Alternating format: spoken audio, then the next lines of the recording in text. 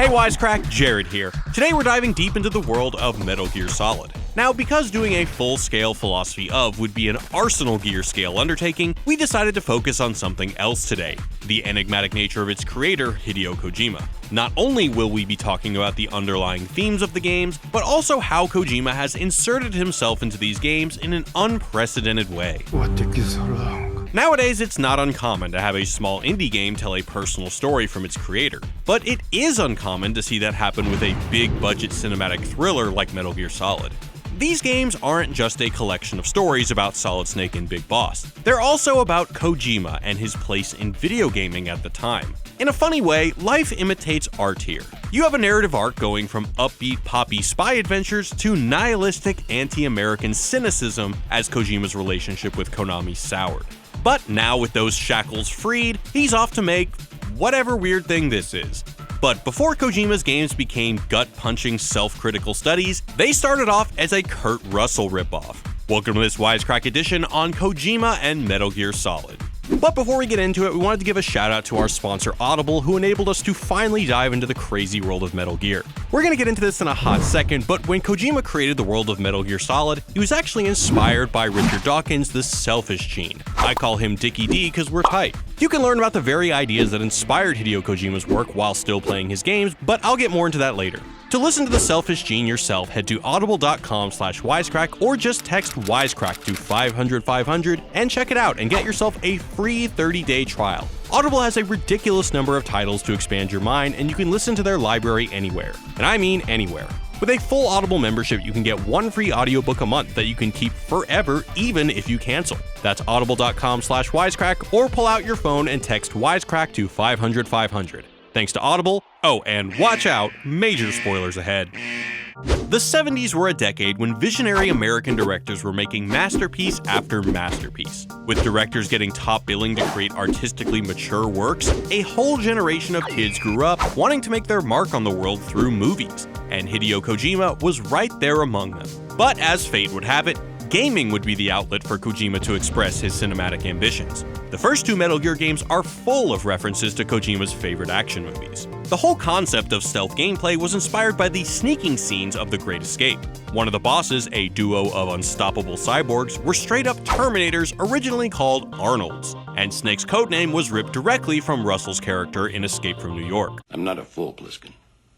Call me Snake. Kojima's earlier works, Police Knots and Snatcher, were respectively anime-up Japanese takes on Lethal Weapon and Blade Runner.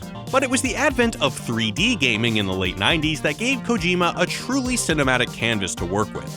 Suddenly, video games needed cinematography and performances, so Kojima made Snake even more of a Kurt Russell ripoff. My name is Pliskin.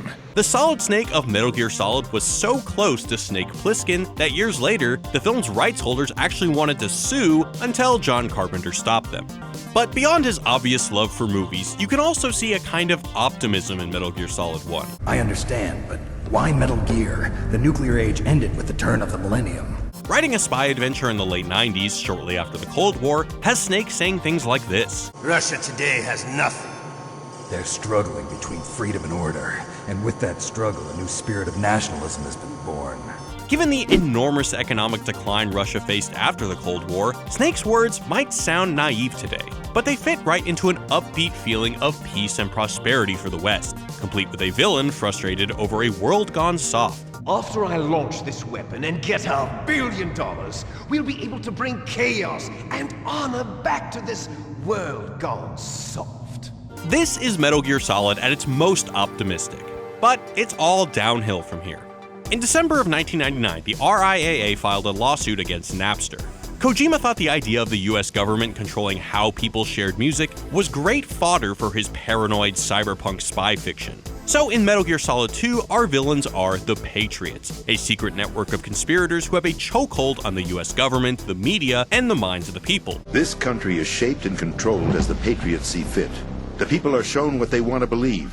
What you call government is actually a well-staged production aimed at satisfying the public. Which includes you, the player. Colonel, I just remembered something. What? That I've never met you in person. Not once. If you fell for all the bait-and-switch tricks packed in the game's writing. Now yes, in the sequel games it's revealed that the Patriots are actually robot AI satellites made for comic relief sidekicks from the prequel games, but importantly, they're based on something much more real. We are formless. We are the very discipline and morality that Americans invoke so often. The Patriots are the concept of memes personified. We started with genetic engineering, and in the end, we succeeded in digitizing life itself. But there are things not covered by genetic information. What do you mean? Human memories, ideas, culture, history. Metal Gear Solid 1 references Richard Dawkins' book The Selfish Gene, in which he coined the term memes. Memes are cultural ideas that replicate and spread from people to people, similar to genes. Tunes, catchphrases, and ideas are all memes. Also, memes are memes. So is the language you're thinking in right now, which means the perspective that you understand reality with is all made out of memes. The Patriots are the psychological homogenization of culture. They are globalization. They are why other countries are wearing America's blue jeans and listening to their pop music. For Kojima, they are why a Japanese game developer can succeed at making very Japanese games for Americans based on American action movies. All the movie references that Kojima included in these games are memes, as are the games themselves. The end of Metal Gear Solid 2 has all the characters reflecting on the meaning of life. Who am I, really? And it's said to reflect Kojima's anxieties about his own work as well. Life isn't just about passing on your genes. We can leave behind much more than just DNA. Through speech, music, literature, and movies, what we've seen, heard, felt, anger, joy, and sorrow. These are the things I will pass on. Countless interviews at the time revealed that Metal Gear Solid 2 was supposed to be Kojima's last Metal Gear game before handing it off to a new team. In a sense, Kojima was trying to pass on his meme. ゲームだからこそできるというか、ゲームだからこそこれ以上はこだわっても、どうしようもないっていう限界みたいなのが見えてくるので。 But was so unsatisfied with what they were cooking up for Metal Gear Solid 3 that he decided to step back in and direct it himself. So in true Kojima fashion, Metal Gear Solid 3 is full of even more Kojima memes. The game takes place on Kojima's first birthday, August 24th, 1964, and includes multiple movie references, especially early 60s James Bond and Hitchcock flicks. Kojima's personal philosophies are once again present, but this time, there's a decidedly more nihilistic slant from a character called the Boss. Light is but a farewell gift from the darkness to those on their way to die. The Boss's message of breaking down the world's political barriers. Is there such a thing as an absolute timeless enemy? There is no such thing, and never has been. And the reason is that our enemies are human beings like us. They can only be our enemies in relative terms. The world must be made whole again. Is gradually warped and perverted until it turns our hero into a villain, the big boss of the earlier 2D games, who was warmongering for the sake of giving mercenaries a purpose in life. It's a bleak view of the world that comes to fruition in Metal Gear Solid 4. Will you ever respect the face in your mirror? The first world becomes obsessed with war, and the third world is their battlefield. In the game's universe, wars had become cold financial strategies. In real life, so had Metal Gear Solid games under Konami. This was the second time Kojima was roped into continuing Metal Gear Solid after wanting to back out, with attempts at franchises like Zone of the Enders and Boktai failing to capture mainstream attention in the same way. So Metal Gear Solid 4 was explicitly designed to end it all for real this time. The gameplay acquiesced to the first-person shooter modes and fully controllable cameras demanded by reviewers, and the story gave in to the fans' most burning questions, while the cutscenes fulfilled Kojima's lifelong desire to make films. No other Metal Gear, maybe even no other game, has cutscenes that go on as long as these. And the grand irony of it all is that this is both the closest and furthest Kojima came to making actual movies. Metal Gear Solid 4 had plenty of live-action video, but Kojima didn't direct, write, or produce it. These intro commercials were outsourced to an American studio. Meanwhile, questions from Metal Gear Solid 2 that were never meant to be answered are answered to bewildering results. Once I destroy JD with a nuclear strike, the Patriot's network will be mine. And then I'll build my haven. A melodramatic costume party story ends with the hero and villain beating the dead horse of their conflict for 20 minutes, and Solid Snake is now Old Snake. There's definitely an undercurrent of self-hatred running through this game, especially with the knowledge that Kojima wanted to run away from its development and originally planned an ending where we're arrested and executed, which came from the fact that fans sent him death threats if it wasn't made.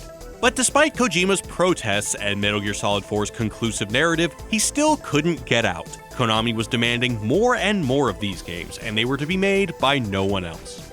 A rocky relationship between Kojima and his employer started boiling up in 2009, with him joking in an interview that if fans were to write the CEO of Konami and tell him that Kojima doesn't have to make Metal Gear anymore, it might be easier for him to stop. Kojima's only non-Metal Gear project after 4 was a minor production role in Castlevania Lords of Shadow, but then it was right back to Snake. And now Metal Gear's plot had to become more convoluted and provocative to keep up with its own standard. Lies, obviously. They're bringing in state-of-the-art weaponry and equipment by the shipload. Where'd they get that kind of cash? I fear La CIA may be involved. The CIA. Peace Walker's fiction tested the idea of nuclear deterrence. Wait, he's launching a nuke to prove that his perfect deterrent works? In his words, to prove that if someone attacks us, we will strike back. A situation that mirrored the mutually assured destruction of Kojima's creative work against Konami's tight control of it. This T-rated portable entry still had to explore the gritty heel turn of Big Boss, and the route Kojima took was for Boss to idolize Che Guevara. Che never managed to numb himself to other people's pain. That's why people loved him. And why he died. A figure whose popularity to his Western audience is polarizing to say the least. 4 years later, the anti-American sentiments of the series' new protagonists are taken to the extreme. Ground Zeroes takes place in a very thinly veiled Guantanamo Bay, where supporting characters are subjected to horrific sexual humiliation and torture. A year after that, Metal Gear Solid 5: The Phantom Pain paints the US intelligence community as an out-of-control evil, conducting experiments on third world refugees, while also rubbing the US's nose hard in their real-life support of the Afghan Mujahideen. 4 years ago, the Soviets invaded Afghanistan. The Muslims are fighting back with Western support. And the Zaire president, Mobutu Sese Seko. United's been rapidly modernizing its arsenal. Rumor has it someone's been selling them US military hardware. Kojima read about Napster in 1999 to make the Patriots, and it's just as likely that news breaking out about Abu Ghraib, Guantanamo, and Edward Snowden inspired this new version of an American Illuminati, Cypher. These stories were being told in spite of, and perhaps in response to, Kojima not exactly having a great working relationship with neoliberal corporate capitalism. When rumors of a rivalry between Kojima and Konami came to light, so did stories of his bosses actively sabotaging his projects, eventually shipping Metal Gear Solid 5 in 2 parts with an incomplete ending. Believe it or not, the first edition of Moby Dick, a novel frequently referenced in Metal Gear Solid 5, was also released without its ending chapter. The parallels between Moby Dick and Metal Gear Solid 5 are rampant. Call me Ishmael. You can call me Ishmael. Venom, codenamed Ahab, is an amputee naval captain hell-bent on revenge who commands a vessel called the Pequod, just like the Ahab in the book. But this connection to the Melville classic is also reflected by the player's response to the game. Like Ahab, the player is relentlessly chasing after a white whale they'll never best, a feeling of completeness at the end of finishing this game. It's a feeling so pervasive that entire fan communities have sprung up over refusing to believe that the game is over. Similarly, in Melville's book, the eponymous white whale is seen as a representation of the innate hollowness of the universe, the thought of annihilation, or the meaningless prize of a life spent seeking meaning. In Metal Gear Solid 5, players can seek meaning by completing a story arc that ends halfway through, with the second half of the story asking, but never answering, the question of what happens after a hero defeats the villain. Players can instead seek meaning in the game's multiplayer missions, which developed a kind of whaling economy of their own. Or they can find meaning by going for a completion score that, of course, has them fruitlessly chasing after rare animals. But no matter how you play, no matter which ending you go for, the game's tone remains melancholy, lonely, and anticlimactic. There's no epic final boss fight. Each ending is intended to leave the player feeling unfulfilled and wanting. The player feels a literal phantom pain, which leads us, in our own opinion at least, to believe that Kojima was his own Captain Ahab with his own obsession, to defy the typically cold corporate tradition of game design and create his own art on his own terms. If he's been wanting to get crazy and make something different, then at least his story can have a happy ending for now. Because Norman Reedus waking up naked on the beach after giving birth to a magic ghost baby is a premise of a story where we truly don't know what to expect, and also something that could have never been done under the thumb of Konami. So is this life imitating art, or were these just insightful predictions bound to come true? Either way, color us stoked to check out Death Stranding. Kojima is truly one of the most interesting auteurs in gaming. And as always, thanks for watching, guys. Peace. Thanks for watching, Wisecrack. In case you missed it, we recently released a video on the philosophy of Assassin's Creed Rogue Remastered. We got the chance to go back and play the game with fresh eyes, which left us wondering, have we been playing the bad guys all along? Be sure to check out that video by clicking here. And we've got tons of other exciting stuff on the way, including episodes on One Punch Man, the Cloverfield Paradox, and The Last Jedi. So be sure to subscribe and ring that bell so you don't miss out. Alright, Wisecrack, catch y'all next time. Peace.